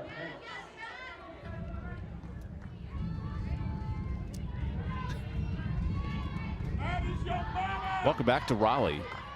If you're looking at that box score, that is correct. NC State up 9-3 over Notre Dame. Here's a surging ball to center. Murray retreats. Back-to-back catches by Rebecca Murray, which allows us to remind you that last year Murray was at Elon. This is a brand new lineup for NC State. Final game of 22. All 9 not in the order tonight, Brantley. This is a brand new team, brand new coaching staff, and a lot of new faces for NC State. It is. I mean, the right fielder from last year is in the first base coach's box this year for crying out loud. But you see this NC State team. You see the athleticism. Rebecca Murray twice now today has made a heck of a catch out there in center field. A team playing inspired after earning their first win for Coach Devin Bolin on Wednesday. Devin said, hey, if we could just win one, steal one in the conference series and build momentum, we could turn this ship around. You know, they got their first non-conference win, so you get that proverbial monkey off your back, so to speak. But now, like you said, try to do it again in ACC play. Carly Kloss singled in the first. Was a little late on that pitch. So 1-2. And it's not just the bats. And then Insko has a quality start. Struggled early, but the last 2 innings has looked really good. I mean, this is such a pivotal inning for both of these teams. Notre Dame have the top of their lineup up, down 6. And, you know, Madison Insko trying to navigate through Hanks and Kloss and Gaskins and then Orozco. I mean, it just doesn't get any easier. And NC State said this week, Insko's the new ace. She's the workhorse of this staff. As a true freshman, pitching to a true freshman catcher who's calling all the pitches, it's your game to win here, Madison Insko. Line to second, that's a base hit. Good job by Carly Kloss, her second hit of the ball game. And you know, fair or not fair, you got to play the cards that you're dealt.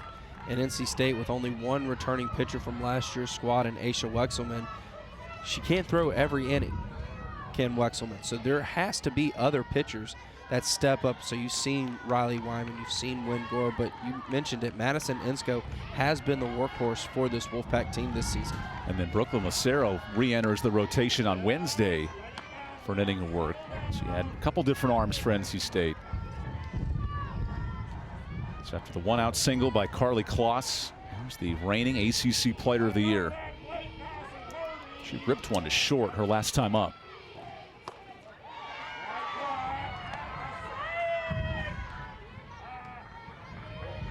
We talk about tough outs. Gaskins is exactly that. 5 RBI in her last 3 games. A slow start by her power numbers of last season, but starting to come on strong for the Fighting Irish. Because last year she had a top 10 season in Notre Dame history in terms of batting average, RBI, home runs, all in the top 10 of the single season. Coordinating that with a Player of the Year honor. As now she rips one to third. That's in time for the second out. Hannah Goodman with a tough but smart decision.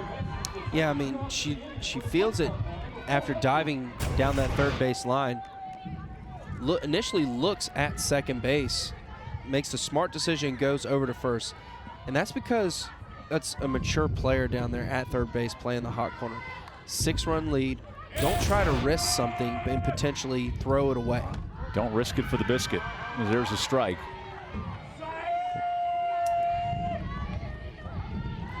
You know, don't let a potential, errant throw or even the runner Carly Kloss being safe at second. Don't let it compound into a bigger inning. That is strike 2.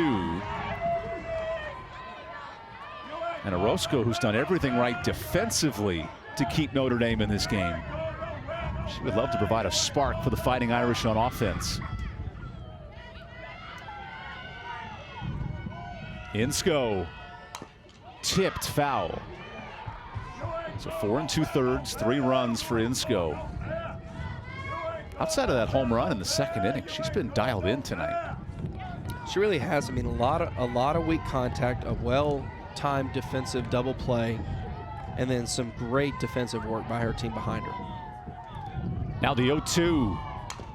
Rolled foul.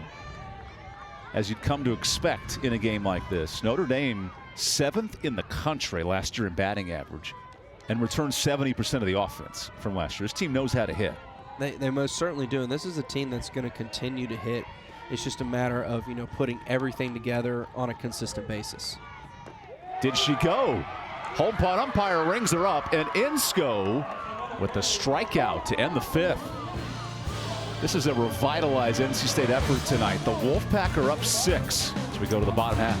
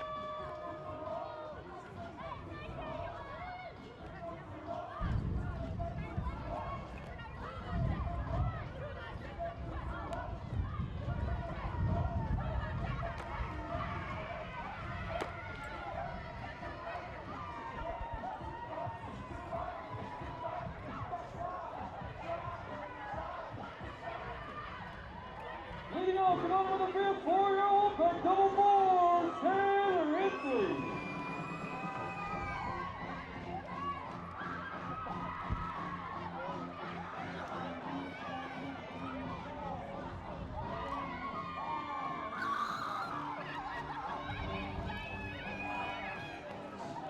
Now that's a team having fun. Don't be fooled by the 6-14 record as NC State's come out swinging the bats tonight. 9 runs on 8 hits. Yeah, it's been the big flies for NC State. Amanda Hassler, 2 home runs on the day. Michaela Marbury as well. And NC State has just played an all-around solid defensive game, and that's why you see them ahead through 5, or 4.5, I should say. 4, 5, 6 in the Wolfpack lineup. Remember, 4 runs scored in the Virginia Tech series. That has changed in 1 big inning, a 7-run third for the Wolfpack. Including Ensley, who walked and helped spark the run her last time up. So 16 RBI for Ensley. That's a team best. Now if you're Shannon Becker, Got to put up a couple zeros here for Notre Dame. Keep the Irish in it.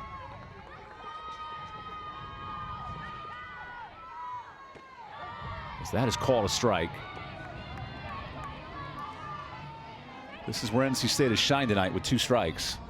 They have. They've been able, and it's not like they've got base hits immediately after getting those 2 strikes. What you mean is they've worked the count.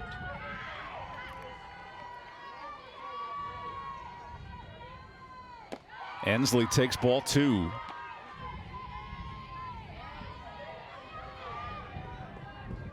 Wolfpack have shared nearly 90 pitches in this game between Tidd and Becker. No easy outs tonight.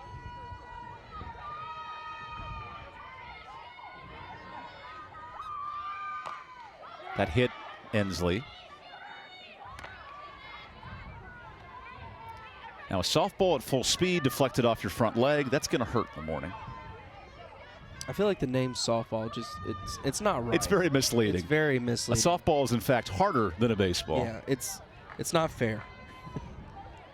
But you know, the thing that I attribute most to this NC State current 6-run lead, the strikeout numbers are almost non-existent tonight. For a team that can get up there in double-digit strikeouts in a game, only 3 so far. Becker on 2-2. Weak contact to third. Nice job by Mitchell for the first out. Notre Dame's left side of the infield, Mitchell and Orozco, have been excellent for the Fighting Irish. They have. They've played their positions very well. Saw Orozco flashing the leather out there at short. And the hops. Come on, give her credit. Got the hops and the leather. Remember, Notre Dame's baseball program led the country in fielding percentage last year. The softball team was in the top half of the ACC, so some great fielding teams in South Bend.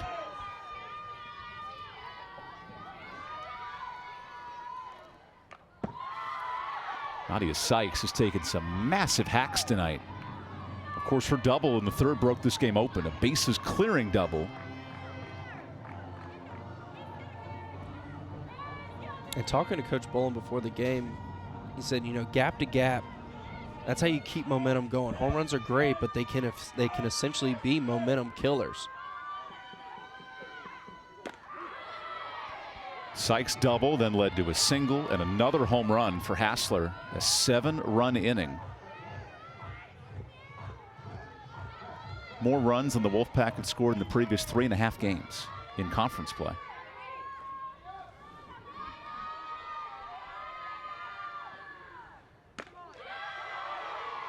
We have not seen a 3-pitch at-bat all night from NC State.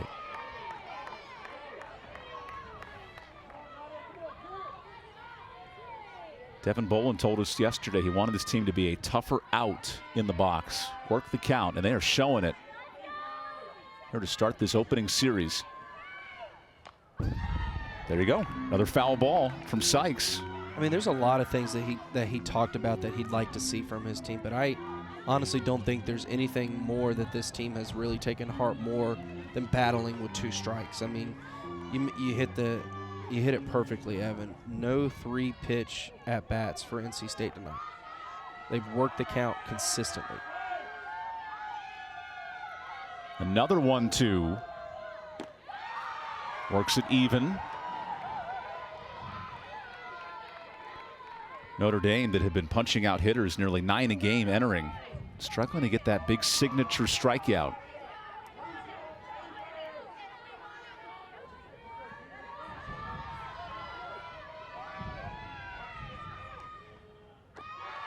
And all of a sudden the count is full as that rise ball stayed way outside. This feels like a run in March Madness, right? A second half, a team gets on a 10-0 run. You need to call the media timeout. And NC State is playing on that momentum. How about that? Another foul ball. This is the 4th at-bat today for NC State that has reached a 3-2 count. And this is now the 9th at-bat that an NC State batter has seen 5 or more pitches.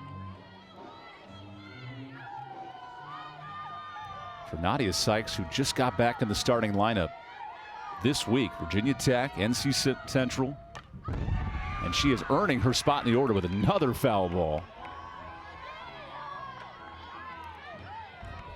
Nearing 10 pitches in this plate appearance.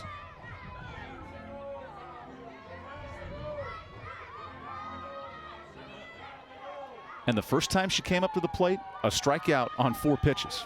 Look at what has changed in the last 4 innings. Another foul ball. Well, in those at-bats that I mentioned that got to 3-2 and saw 5 or more pitches, only one at-bat to this point did not reach base. All the other ones had reached base. It was actually the Nadia Sykes strikeout back in the 2nd inning was the only time that a runner for NC State hasn't reached after reaching that. Let's try this again. Ball 4. And Sykes goes 10 pitches. She earns the walk. Now, if that bat's not indicative of the night offensively, I'm not sure what is. No, it perfectly emulates what NC State has been able to do. Plate discipline, good eyes, and positive results. NC State was last in the ACC last year in strikeout to walk ratio, so more strikeouts than walks. Tonight, they've flipped the script completely. With a runner on and 1 out. Here's Michaela Marbury. You know, the old school purist baseball player in me is really liking what NC State is doing, having a catcher, you know, calling, you know, putting down the signs, you know, between her legs instead of looking at a scorecard or a card on your wrist to see what pitch is supposed to be thrown. It's just a different thing. And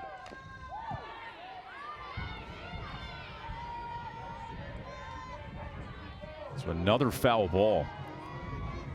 Has to be frustrating as a pitcher, too, if you're Becker or Tidd. They've come in with good stuff, but nothing able to put away the Wolfpack. And for a team that typically strikes out a lot, it's even more frustrating to not have those strikeout numbers. That is called a strike.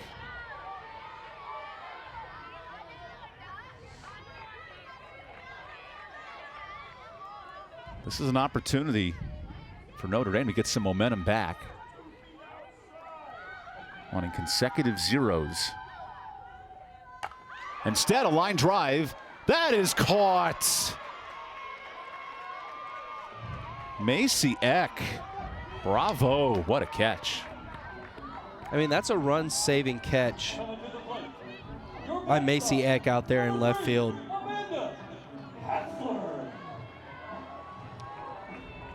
And one thing Notre Dame can't stop tonight with great catches is Amanda Hasler and her power numbers, back-to-back home runs. Yeah, 2 at-bats on the night, 2 home runs, 4 RBIs for the Wolfpack catcher. None bigger than that 3-run home run back in the 3rd inning, putting the exclamation point on the 7 runs for NC State there. She entered this game with 2 home runs, hit 2 herself, and looking for a 3rd as this has popped up. Orozco, cool as a cat, able to track that one down. I guess as cool as a cucumber, quick as a cat, but you get my point. NC State up 6 as we head to the 6th inning coming up next.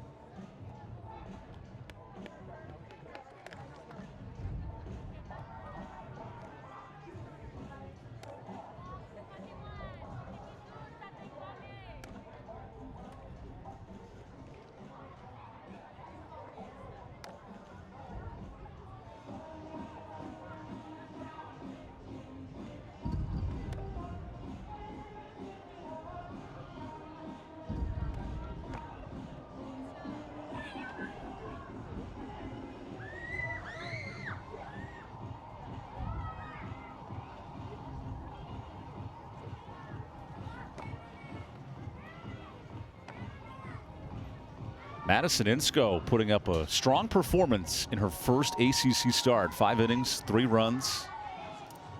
First home start in the ACC. What's been different for Madison from the road against Virginia Tech and home tonight against Notre Dame? I think just the confidence of being back in your home ballpark, being in your own home circle. And Madison Insco is somebody for NC State that has really had to weather the storm all season long. The first inning has not been too kind to the freshman right-hander for NC State. He's given up multiple runs in the first inning and a handful of starts, but she's been able to settle in and keep her team in the game while eventually NC State was able to take the lead. And then her offense has helped out tonight. 9 runs for the Wolfpack. As Cronenberger skies the first pitch. As that comes back down to earth. Marbury's all over it. Now that swing had 300-foot intentions, but it went a little too vertical and not enough horizontal. It did. I mean, off the bat, thought it was going to be another moonshot, but that's just they talk about this game being a game of inches, just a little bit further in on the bat, and it's a pop up to Marbury at short, a little further out, and it's possibly a home run. This is chopped off the foot. So Notre Dame with a couple of changes, with pitching changes and then lineup changing order. Miranda Johnson will hit in this spot.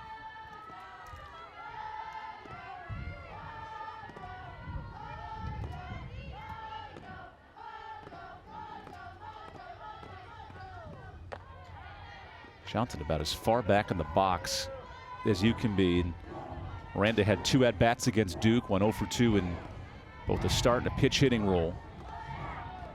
99 career games, so a lot of experience for a deep Notre Dame order. As Johnson pops one up to short. Apparently that's the 9th fly ball out induced by Insco. I know that's her style of pitching, but it's working well tonight. I mean, it is. The strikeout numbers are not going to be eye-popping like Peyton Tids were coming into the ball game, but she is pitching exactly how we thought she would. Weak contact, soft fly balls. In the words of Dennis Green, they are who we thought we were, and we let them off the hook. In this case, Insco's had defense to help her out. That is late to first base. So an infield single for Mitchell. And because of the English that Jolie Mitchell puts on that ball, Michaela Marbury has to wait for it to come down. She could have tried to lay out for it, make an amazing play, but instead plays it off the hop. That is called a strike. Rachel Allen, of course, with the big home run. Notre Dame runs 13 players deep in its order. And Coach Gumpf loves to mix and match hitters in certain situations. She'll leave Allen in. Because now if you're Notre Dame, you're in the danger zone, down 6. Need a couple of runs to stay alive in this one.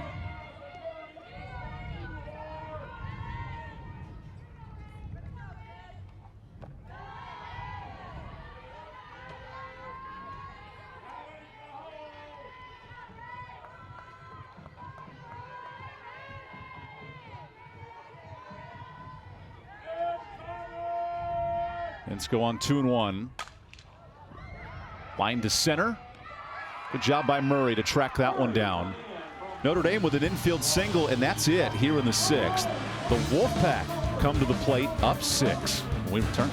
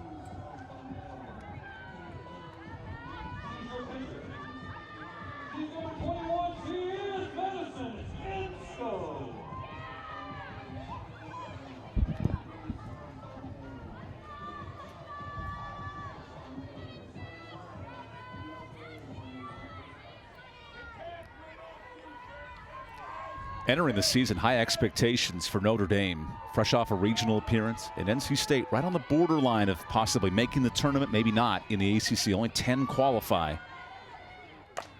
We've seen an inspired Wolfpack club tonight. Leadoff base hit, Insko helping herself in the circle with a couple of hits.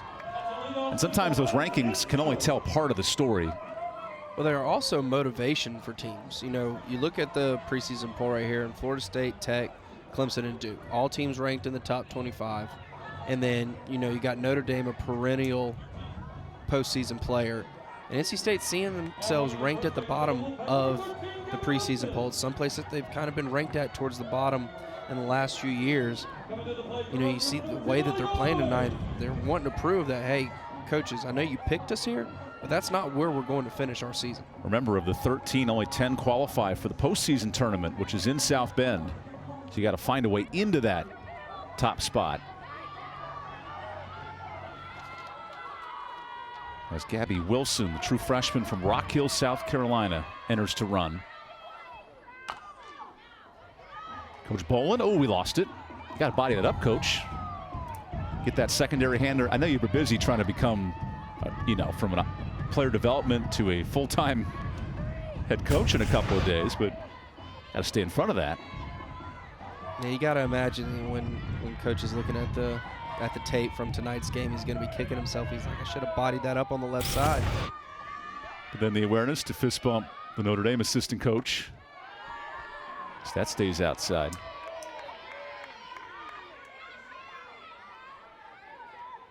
You know, if I'm his dugout, I'm ragging him hard about that one.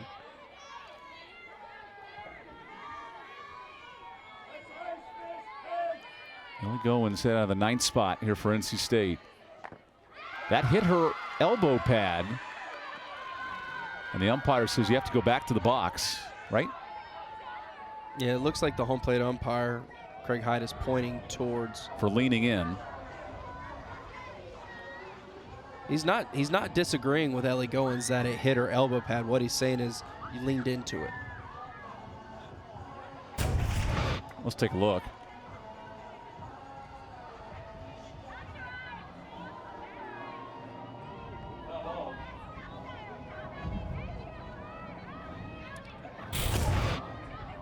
So it is ruled a strike. You know, they got elbow pads and shin pads now and all that stuff. It's, you know, empowering batters to stay in. Especially if you crowd the plate. Yeah. You know, it's essentially, you know, neutralizing the inner third of the plate. And I like the interpretation from the umpire there. He wants to say, hey, you're standing, your elbow guard is over the batter's box. Yeah. So that would have been a strike.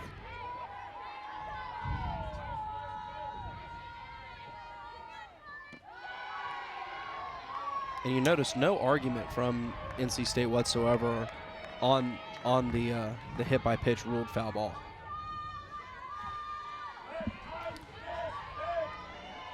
Nine runs, 9 hits for the Wolfpack tonight.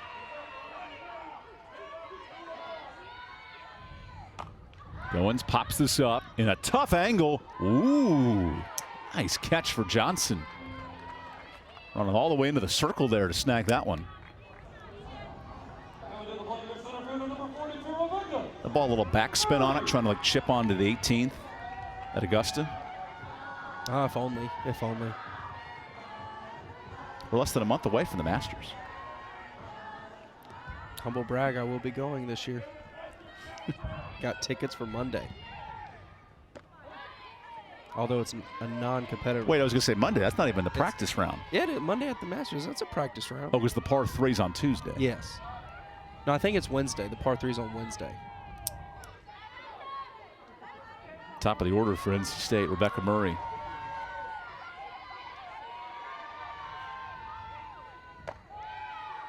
I know you watched that new Netflix series, Full Swing. Seeing those guys get to drive down Magnolia Lane. Like you see the intro to the Masters all the time, but to see guys actually driving down it.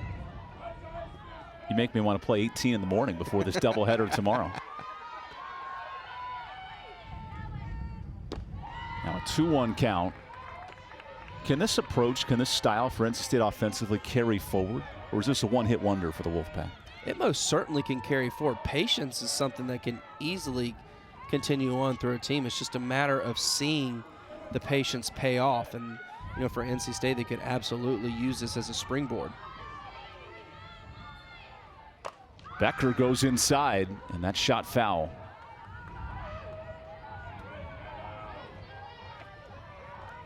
This is where things get interesting. 2 strikes tonight.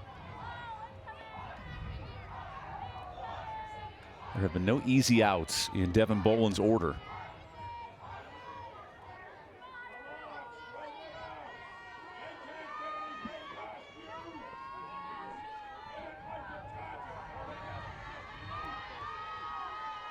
Now the 2-2. It's a good take to work the count full. This Notre Dame staff entered game 9th in the ACC and ERA, but an up and down start in the circle.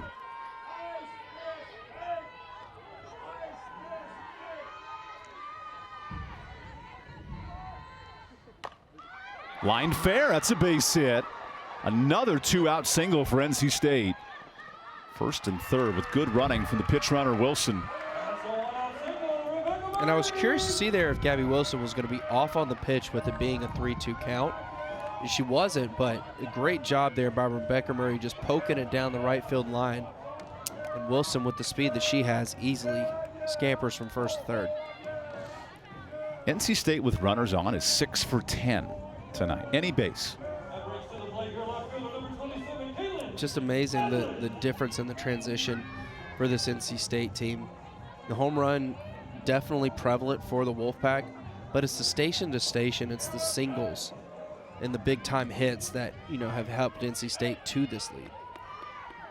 And now Kaiten Pavlik, who scored 3 runs, runs in 3 straight games. And watch out, Coach Gumpf.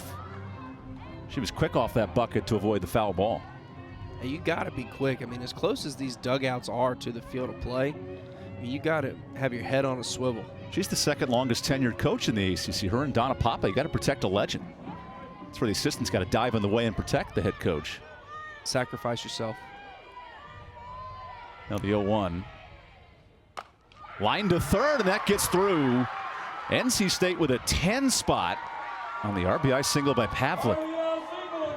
How do you explain this offensive performance for NC State? I mean, you see it right here with Caitlin Pavlik. She pulls her hands in and just gets it past the third baseman. But, you know, Evan, I don't think you try to explain it. You know, for NC State, with what these players have gone through over the last week or so, you don't try to expand it. You just be happy and just be excited that this is happening, and you just try to build on that momentum. 10 runs, 11 hits. And believe it or not, with a 7-run lead, things get a little interesting here in the 6th inning.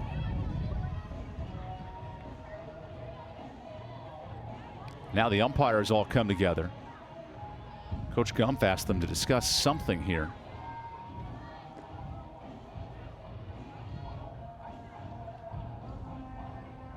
I didn't see anything on the previous play that would warrant a conversation. Okay, so everything's confirmed.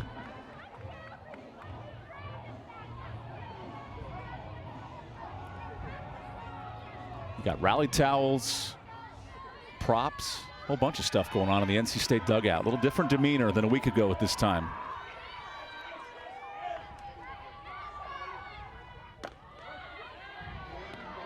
And a strike to Hannah Goodwin.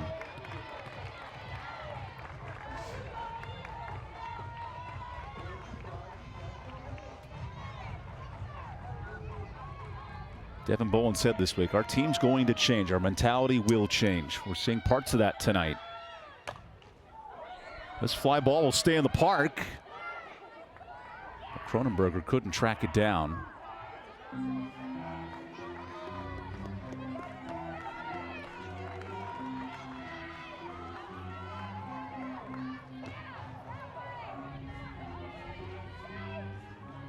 Ten runs, 11 hits for the Wolfpack. Their best showing in ACC play.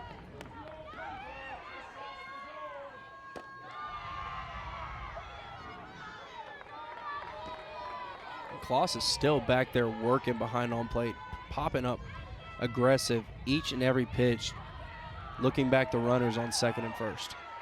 A tremendous receiver of the softball for Notre Dame. Trying to earn a strike for her pitchers, and as the fog starts rolling like a Stephen King novel, the count works even. I guess wolves in their natural habitat do live in the fog. Sort of an eerie night all of a sudden, with rain this afternoon and cleared out for first pitch. That is tipped foul.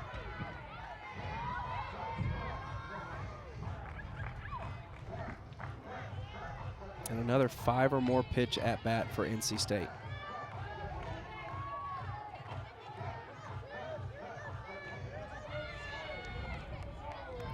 An offense that entered this game hitting .239 as a club in the first month.